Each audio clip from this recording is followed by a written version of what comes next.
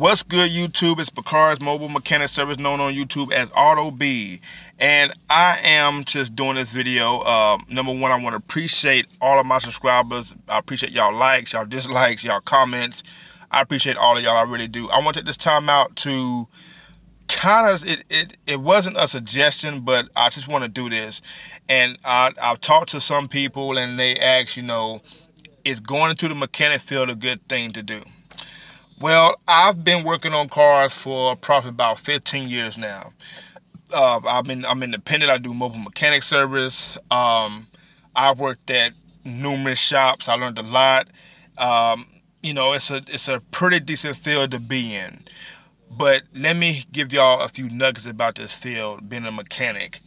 And the number one thing I want to say as being a mechanic is you need to get a really good range of tools. I never forget, I just left school and I went to work at Spring Garden Automotive here in Greensboro, North Carolina.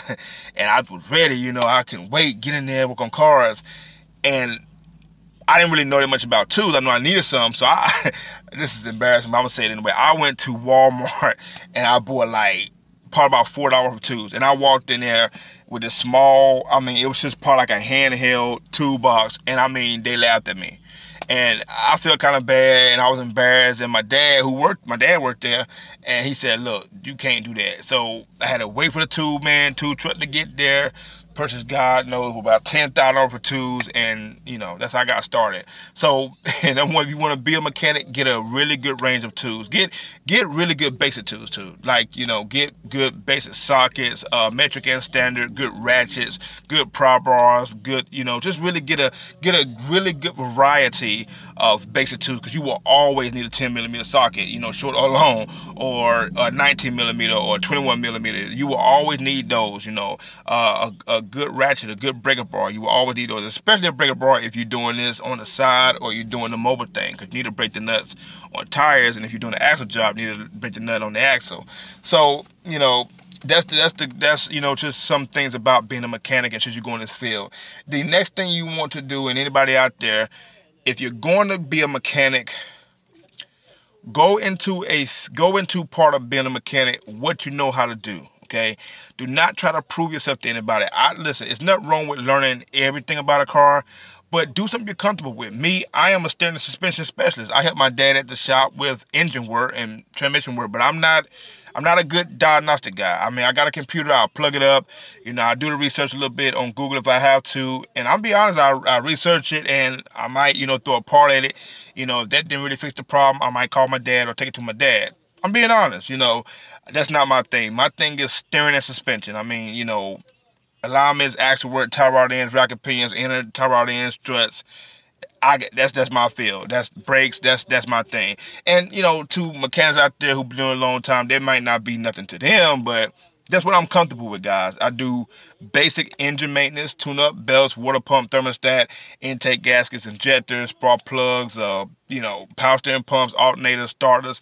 Those are the basic things I do, and you can make a living doing that. Not as much as a master mechanic, but you can make a pretty decent living doing that. So get into this field, know your strengths and your weaknesses. If you're not a guy who want to be on a car no more than 2-3 hours, I would suggest going into brake work and steering and suspension, okay? But if you're a guy who like to take things apart, like to figure stuff out, like to spend hours on a car, having fun, taking it apart, putting it back together, definitely go into the engine transmission thing. It pays off good. But here's the bad thing about that. When you're doing suspension work, number one, is super dangerous. So you really got to know what you're doing when you're doing that. That's the field I am in. I'm certified in steering and suspension. You got to really know what you're doing, because if you don't tighten that bolt on that strut, that control arm, or that axle, it can come apart while you're customer on the highway and cause major damage and possibly cause death in some cases, and you will be in court in a heartbeat. Okay, so if you're going to steering suspension, make sure you're comfortable with it. Make sure you're strong enough, because some of them, suspension parts are pretty heavy, and just make sure that's something you like to do. Now, for those of you who want to be, super mechanics or really good mechanics, and you want to go into engine overhauling or engine R&R or transmission overhauling or transmission R&R, those are good things, but you really got to do your research, okay? Every engine in every vehicle is completely different. Okay, They have different setup, different ways they work. It's completely different. And, you know, it's a good thing and it's a bad thing. You can make really good money being a engine guy or transmission guy. But if you don't know what you're doing, again, you will be in court real quick. Trust me, real quick. I never been sued, never been threatened to be sued. Thank God for my customers. They've been good, faithful customers over the years, and they have really stuck by me, and I appreciate them. And, you know, being a mechanic, it's a good business to go into. It really is. Whether you want to do it full time or just on the side like me, I have 2 other jobs. The reason being is because I make more money doing this on the side, okay? If I worked in a shop and let's say an axle job come in, you know, just a drive axle, CB joint, and let's say the book time is 1.5, which is an hour and 5, okay? No, let's just say the book time, I think it's an hour, whatever, okay? And the shop is paying me $18 an hour. I run into a problem. That book time hour, or 1.2 hour, 20 minutes, or whatever it is, might turn to a 2.5 hour job. I'm only gonna get paid that $18 or whatever they paying me. That's it, regardless of what problem I run into. The only way I can make money if I, you know, go to the service writer and say, hey, I run into this problem, then they get this fixed prior to fixing that axle. And I've done that at shops when I worked at shops, and that's not the honest thing to do. You know, you upselling so you won't lose. That's just not cool. I don't like doing that. So that's why I became independent, where if I'm, you know, going to your job, to your house, to your school, or wherever you are, and I do an actual job and I run into a problem, I can explain to you what's going on, show you pictures, show you videos, or bring you out there and show you what's going on. You know, like an actual job, like I can do an actual job at your house or whatever I charge $75 labor. The average time to take an axle out is that, you know, replace it, take it out, put it back in, is about 45 minutes, depending on your skill level and what kind of tools you got. So, you know, that's why I do this independently and don't work in shops, because shops are good. You know, if you want to be a mechanic and you want to go into a shop, that's a really good field, but you got to be fast and efficient. Trust me, that shops are not for novices unless you, like I said, just a brake guy or oil guy. But if you really want to get into it, you want to be that technician or that mechanic that would do everything, you got to be quick on everything. And if you can't be quick on it, you got to find some way to be quick on it and be effective with it, which means don't do a job and send the customer out the door and you know darn well it's going to come back because a bolt is broken or something like that, and you fail to tell because you're trying to make flat time. Don't do that, guys. But if you want to get in this field, guys, I'm going to reiterate right quick and wrap this up so I get my clothes out the dryer.